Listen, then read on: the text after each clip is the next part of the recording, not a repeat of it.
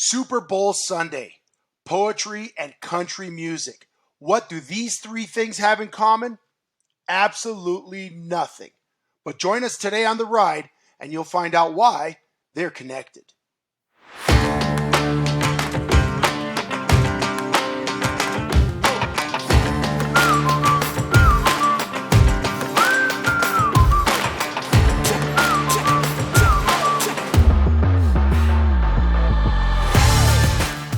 All right, hey everybody, welcome to the ride with Chevy and Nasty, Season 0, Episode 0.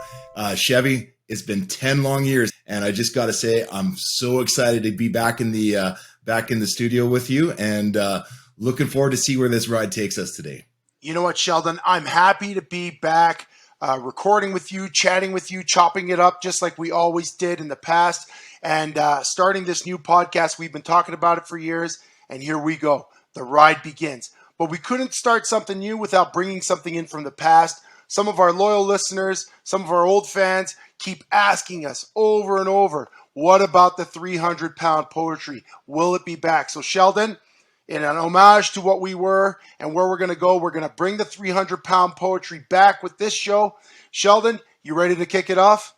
Let's do it, buddy. All right, let's go. We're Chevy and Nasty. Welcome to the ride. 300-pound poets, not many places we can hide. It's the biggest day of the year. We figured, why not dust off a rhyme? Celebrate this day, because it's Super Bowl time. With a win over the Niners, the Eagles took flight. Clear skies in February, a championship in sight. The Chiefs stumped the Bengals on a dramatic last-second play. They punched their Super Bowl ticket. Now will they be champs on this day? To list all the day's stories, it would be so hard to try, just like the Kelsey brothers' mom, just wishing they could tie. Mahomes and Hurts squaring off. It is Super Bowl history. How it took so long for two black quarterbacks to meet is somewhat of a mystery. Now, can't wait for the kickoff, can't wait for halftime. I can't wait for the food, like you could wait for this rhyme. The Eagles, the Chiefs, the best from each conference collide. It's Super Bowl Sunday, and welcome to the ride.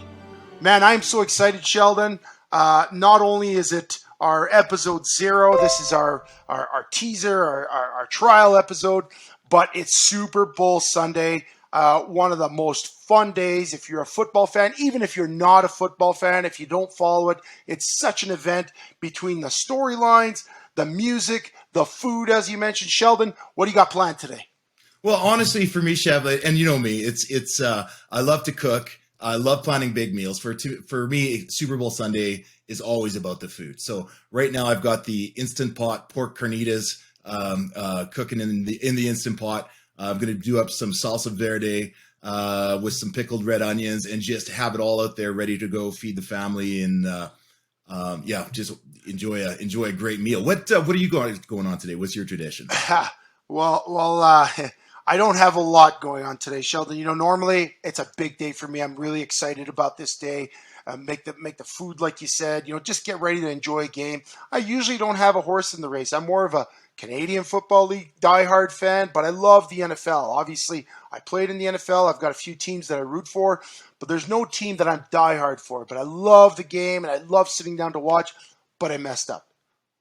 Sheldon. What'd you do? So, in September, I found out that my girlfriend's favorite country artist was coming to town on February 12th, which happens to be today. And right away, I put some money down on some tickets to go see Thomas Rhett tonight at the Scotiabank Saddle Dome here in Calgary. It's Valentine's weekend. I figured I'd be a sweetheart. I figured, yeah, you know what? Oh, man. Let's go to a concert. Well, guess what? I had no clue that the game was being played today. I didn't look that far ahead. This is probably a lesson to all the dudes out there and maybe some of the females out there. You gotta look at the calendar before you book anything. Now, I'm not saying I don't want to go to the concert. I promise you that. But I'm definitely going to do my best to keep my phone on the side to make sure I get the end of the game. So you're going to the concert? Oh, I have to. You know what? So the game out here, it's Mountain Time. The Super Bowl begins at 4:30. The opening act of the concert begins at 7:30, which we're going to make it for the opening act. But I figured during that time I could keep my phone on, put on my one of my apps, watch the game, listen to the game, my earbuds. I won't miss too much. I'm sure I'm going to be like 90% of the dudes in the crowd there watching the game. Whoever wins, there's going to be a bunch of dudes fist bumping and a bunch that are just shaking their heads. You know what I got to ask, though? Who schedules a concert on Super Bowl Sunday? I was just going to say, like, if I'm in the band, I'd be talking to my manager saying, couldn't we have done this Saturday night? Like, that would have been perfect. They were in Edmonton last night. They could have come, skipped the night, and had a rest and go on Monday from Calgary. Instead, they're back-to-back with the Super Bowl. I did tweet at Thomas Rhett and Jordan Davis, who are playing the concert tonight. I thought, hey, maybe they could help a brother out, put the game up on the big laser light screens behind them. I mean, what goes better with Sunday's country music and football? There's nothing. So I'm hoping that maybe they'll put it up there. If not, I'll have my phone. But I am excited for the game. I'm obviously excited for the concert, and it's going to be a great day. Sheldon, if we're talking about Super Bowl, and we're going to talk a little bit about the game a little bit later, if you think back, what would have been your favorite Super Bowl? I mean, whether you're a big football fan or not, there must have been one that you watched either as a kid or while you played that stood out for you. Which one would that be?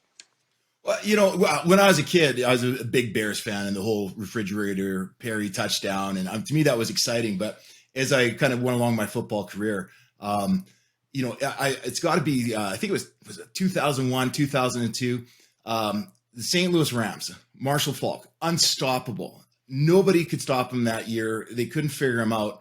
But being a defensive guy, I was really just learning to appreciate good gap control defense and how different defense structures worked.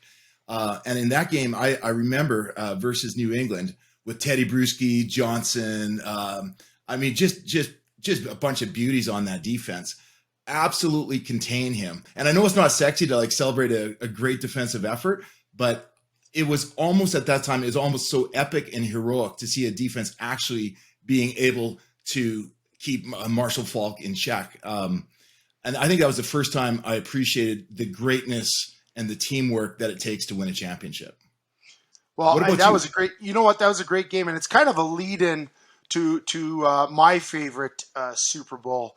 But you know what? Before I get to mine, I gotta tell you that Super Bowl that you referenced right there, the Tom Brady coming of age party or coming out party, as what we're getting a glimpse into his greatness that just retired. I was on the French version of TSN or ESPN out here, RDS. And I was doing the commentary for the game, and we came to the point where we had to give our predictions. And I was a big St. Louis fan, which I'll get into in a minute. Yeah. And I remember looking at the tail of the tape, and I was on the air. There is no way that this New England Patriots team with this unknown quarterback could beat the greatest show on turf. That was my bold prediction. I predicted the St. Louis winning by 20, and I was stone cold wrong. How wrong was I? The reason I was wrong, Sheldon, is because I was such a big Kurt Warner fan. I was such a big fan of his story and really his legacy that became. And if I go to my favorite Super Bowl, it was the one a couple years earlier where Kurt Warner, the Iowa State Barnstormers quarterback, the NFL Europe castaway, the long shot, the dreamer comes to St. Louis. Dick Vermeil, the coach, he basically becomes the catalyst for the greatest show on turf, as you mentioned, with Marshall Faulk and all them guys. That's where it started.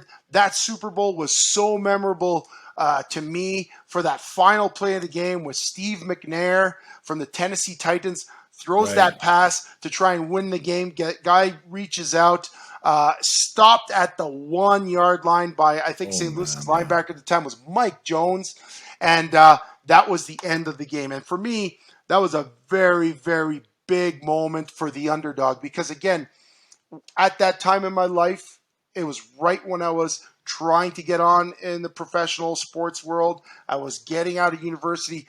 I was what was considered the biggest underdog going to the NFL when I made it, and I was looking for stories like that to inspire me, and it was being lived out right in front of me. And you couldn't write that story any better. In fact, there is a Hollywood movie about that Kurt Warner story, but that was the one that stood out. But what's very relevant about that game in today's discussion, and you and I, we talk sports, but we're not really stats guys. We're not sports guys. We're story guys. And in that game, one of the biggest stories, because it was rare at the time, was Steve McNair. It was actually Steve McNair, Yeah. who was the third African-American quarterback to ever lead his team to a Super Bowl at that time, which you think that almost doesn't make sense, but that was the truth. And at the time, it was so rare, but it was unprecedented, and he really had a chance to make history.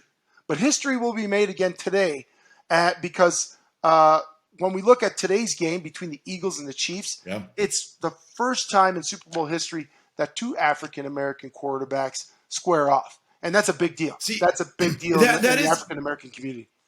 Well, that is a big deal. And it's almost mind-blowing that this is the first time. Like coming from the CFL, even when I started in this league, Warren Moon had already won a bunch of championships for Edmonton Elk at that time, and we had Henry Burris and Damon Al and Danny Barrett. Just a host of great black quarterbacks that really just transcended the game and won a lot of championships.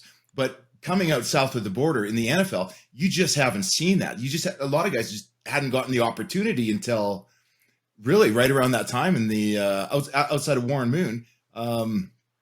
There just wasn't that many opportunities for guys, and you've got to wonder why. Well, I mean, you got to wonder why, but we kind of know why. Well, you know why. You know why, but there was in a business that's all about winning. Yeah, the best guy has got to play because he's going to give you best opportunity to win. But that wasn't necessarily the case. That was not necessarily the case back then in times predating Warren Moon, right? The African-American quarterback in those days was seen as not capable. You had guys, as you said, they didn't get an opportunity. Well, what opportunity did they get? Guys like Damon Allen or Conridge Holloway, Warren Moon, coming out of college, accomplished numbers. Chuck Ely, all these guys that had come to the CFL did nothing but win in college, and when they get to the NFL, they're being drafted as a defensive back, as a wide receiver, not being given an opportunity. Now, I read an interesting article. Warren Moon references his time in the Canadian Football League as a blessing, right? He came in. He didn't even get a pro tryout in the NFL out of university. He comes to the CFL. He had an opportunity. He made the most of it, obviously. He paved the way for many black quarterbacks to go and succeed in the NFL. Obviously, he became a Hall of Fame member of both Hall of Fame, CFL, and the NFL.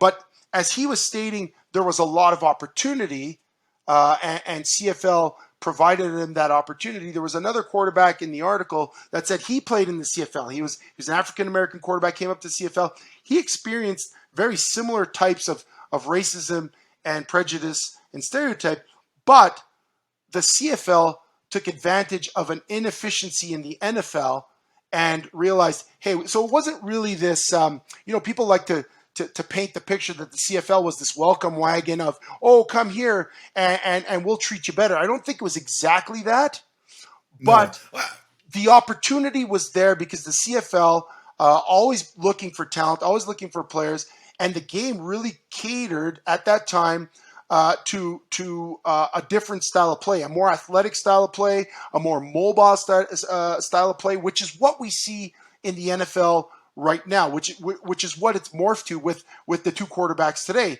Both Jalen Hurts and Patrick Mahomes, not only do they have great arms, but they have a great ability to scramble, and make plays when sometimes plays aren't there.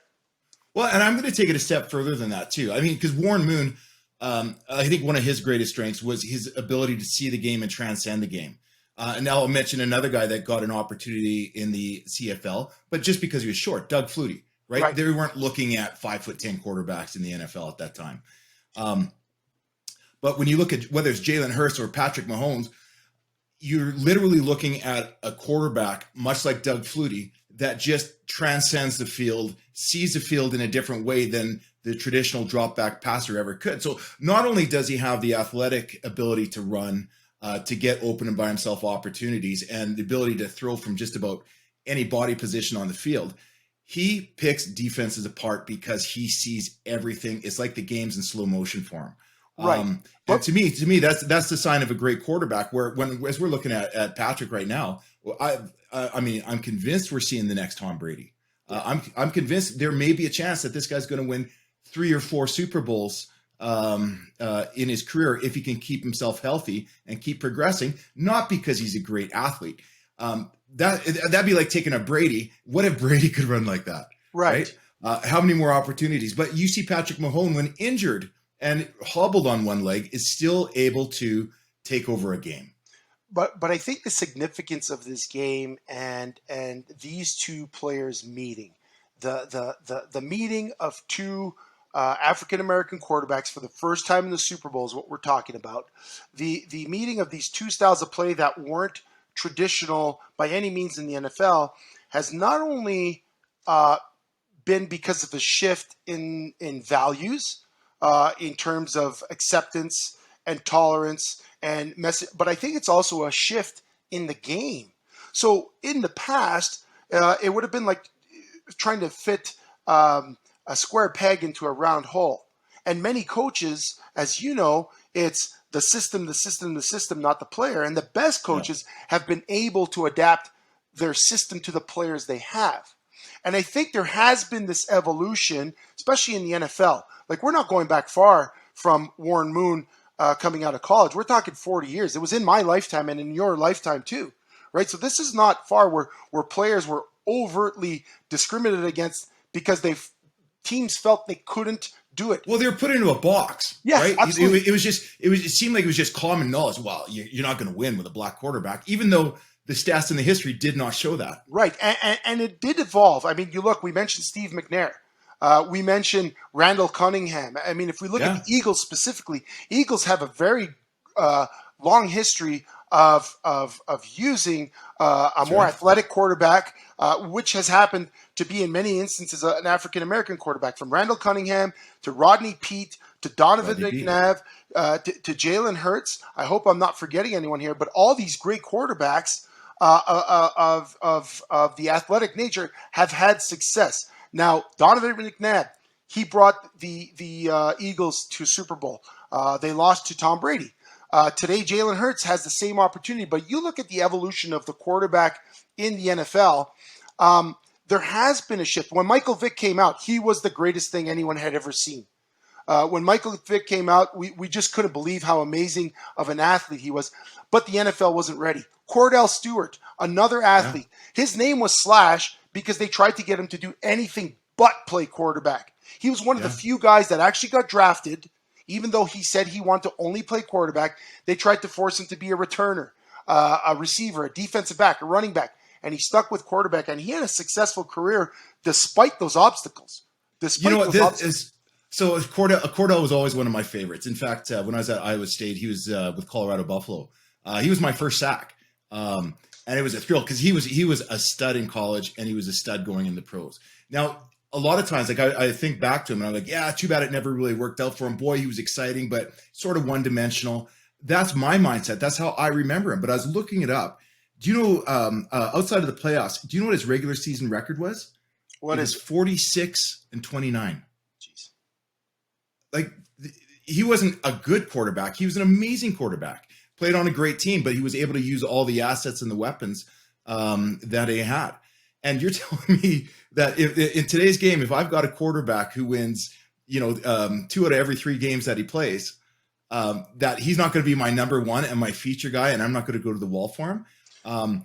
But it just goes back to show you that mindset that you cannot have that type of player, black quarterback who uses his legs, cannot be a winning quarterback. And again, coming from the CFL, all we saw is successful black quarterbacks. He didn't even question it.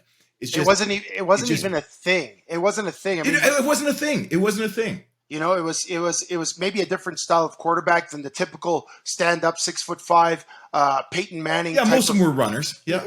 Most of the quarterbacks that did come up to the CFL were runners because the field was larger. We had to, they had the real estate to get open and make plays happen. The Nealon Greens. How exciting was Nealon Green when he was at Saskatchewan? Damon Allen. He's the Sure. fourth highest ranked passer in the history of the game. But Henry Versus, even going now, let's go to your more traditional white quarterbacks. Doug Flutie can move around that pocket. Nathan Rourke, who's going to be joining the NFL with Jacksonville here real soon.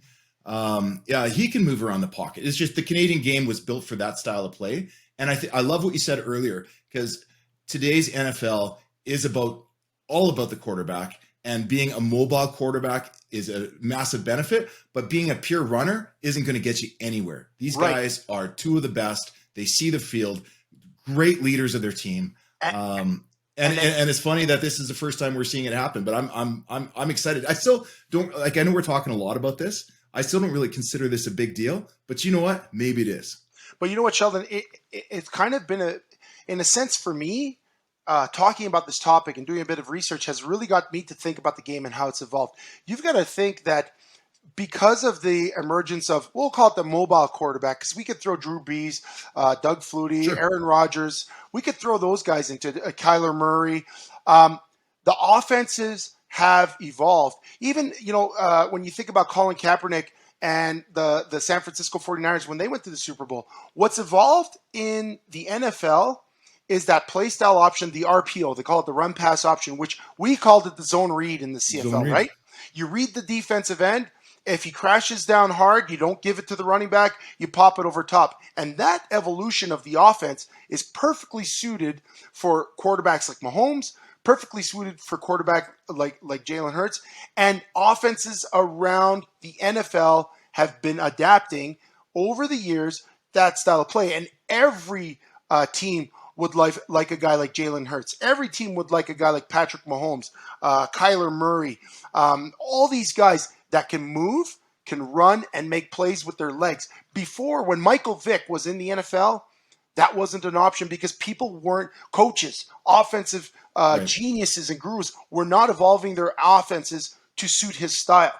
And can you imagine how Michael Vick would look if he was playing now in a current offense with the arm strength he had and the ability to run and elude players? Different story, right? So here we are today at the biggest game of the year for the NFL. For them, it is a historic moment. We know that they've come a long way in terms of race relations with the black community. We're not going to spend time on it, but what happened pre-COVID with Colin Kaepernick and the Black Lives Matter, and how NFL has kind of done an about face really leads to a moment where this can be celebrated. Again, for me personally, the journey I took in learning about these players today, whether it's the CFL players that never got a shot in the NFL, like I said, the Chuck Ely's, the Conridge Holloways, the Warren Moons, I learned today about really black history within the sport of North American football. I learned how significant this is to that community. And I wouldn't have really appreciated it had I not done the research for this episode. So I'm really excited that we are going to watch a game between two amazing teams featuring two amazing quarterbacks, and it's also going to be a historic moment. I think it's going to be great. But either way, no matter whether these two quarterbacks make history or not today, Sheldon, one of them is going to go home super disappointed, and that remains a fact.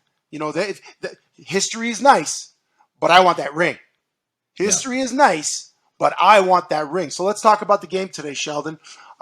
We got two teams that are so evenly matched, right? I guess if we're talking, where do you think the difference is going to be made today? Where do you think the difference is going to be made? I mean, obviously Philadelphia's defense has been absolutely amazing, but they haven't been tested as much as Kansas City has throughout the season. Different conference, lighter schedule. So to me, it's all going to come down to the quarterbacks. And I know Patrick Mahomes is amazing in the regular season, in the playoffs, but he struggled in the Super Bowl. I was checking out his quarterback ratings just to see, because I remember the win, I remember the loss, but those were two of the worst games he's played. he hasn't been a Super Bowl guy, but I just want to believe that this is going to be the game that he comes out and dominates with an MVP performance. He seems focused. He seems ready to go. So, and I think the quarterback makes a difference. So I've got to go with Kansas City. Sheldon, I'm looking at both quarterbacks. Both quarterbacks have an injury that can affect him. Mahomes has an ankle. He didn't look too sharp 2 weeks ago against the Bengals. It was a closer game than I thought it would be. I was actually hoping for the Bengals to win because that's my old team. But he did perform well. He did create things with his legs. So the ankle didn't seem to be much of a problem. And then you have Jalen Hurts that has a shoulder injury, thinking, oh, he's not going to do much against the 49ers. And he really impressed me because I was not buying the Eagles hype all year. Like I said, I'm not watching football religiously every Sunday. I got a busy life, got kids, but I keep up. And I was not buying the Eagles hype until I watched the game against the 49ers. Because not only did I see a quarterback that gets it done and puts out a gritty performance, I saw that defense led by Hassan Reddick, their linebacker. I thought Micah Parsons was the best defensive player in the NFC or in the NFL that I had seen because I follow the Cowboys a little bit more closely than I do any other team. But man, watching Hassan Reddick, it blew me away. Like they have a D-line that can dominate the game. And, when you talk about the mobile quarterback and the evolution of the quarterback position, it's for that reason. It's because of linebackers that can cover wide receivers and rush a quarterback in the same play. It's because of defensive tackles that can run a 4-4. Quarterbacks have to scramble. And I think that the defensive line of the Eagles is going to force Patrick Mahomes to have to use his legs. So we're really going to see how that's tested today because, the Eagles offensive line, I think they got four Pro Bowlers, and they got Kelsey at the center. They do some really nice things. The Chiefs defensive line, Chris Jones, he's amazing, but he's one man. I'm looking at that defensive line for the Philadelphia Eagles. Their backup is Dominic Sue. He is a force, and he's a backup. So when I look at football, I always look at the line. I think about that year where the New England Patriots were undefeated and they show up to play against the New York Giants, and everyone gave the edge to the Patriots. I mean, the Patriots, Randy Moss was having a record-breaking season. Tom Brady was they just looked ridiculous. And what did the New England Patriots run into? They ran into Michael Strahan and Osi Umenyiora and Justin Tuck, and man, they could not. They could not do anything. And if Mahomes' ankle is bugging him at all today, I don't see it a really great afternoon for them. I think the Chiefs are going to rely heavily on Travis Kelce. I think he's the greatest tight end. They've had to. I'm going to say, he's going to have to, but he does ball out. Every game he shows up, and he does have what looks like every time I watch the Chiefs, this guy has the greatest game from a tight end ever. He literally is the greatest tight end ever. I used to love watching Gronk, but Travis Kelce is something else. So they're going to have to rely heavily on Mahomes getting rid of that ball quickly to Travis Kelce and him doing what he does for them to have a chance. That just takes me right back to Mahomes' ability to adjust, though. If he can get past the pressure of the big game, which he struggled in his win, he's got an excellent chance. You mentioned the win over San Francisco last week for the 2 weeks ago for the Eagles. I'm not convinced that I learned anything from that game. Brock Purdy was out in the second quarter. San Fran had a disastrous first quarter. Everything that could have gone wrong, including a bad call on a reception. I'm not sold on Philadelphia. I know they've they're leading the league in sacks and in pressures, but you know who's number 2? Kansas City. So are you saying the dark horse? It's going to come down to the quarterbacks. The dark horse is the Eagles' inexperience and quarterbacks and coaches, and I got to go with the Eagles.